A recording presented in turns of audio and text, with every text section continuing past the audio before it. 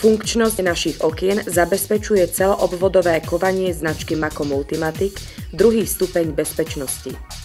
Následne vám predvedieme montáž celoobvodového kovania štandardného krídla. Kovanie každého okna sa skladá z rohových prevodov, predĺžení, prevodky a nožnice.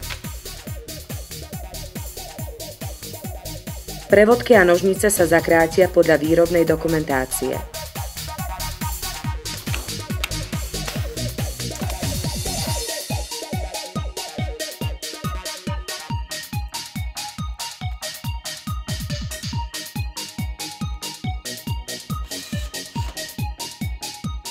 Ostáva nám montáž spodného ložiska, pántu a uchytenie horného ložiska na nožnicu.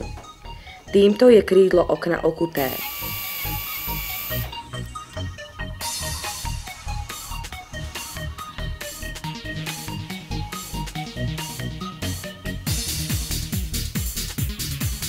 Nasleduje montáž kovania na rám okna.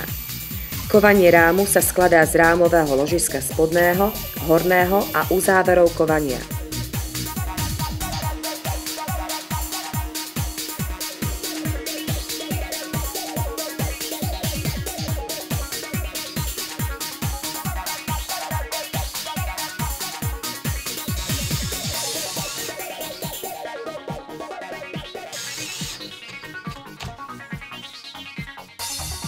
Po upevnení všetkých dielov na rám je krídlo vložené do rámu a zaistené zaisťovacím kolíkom.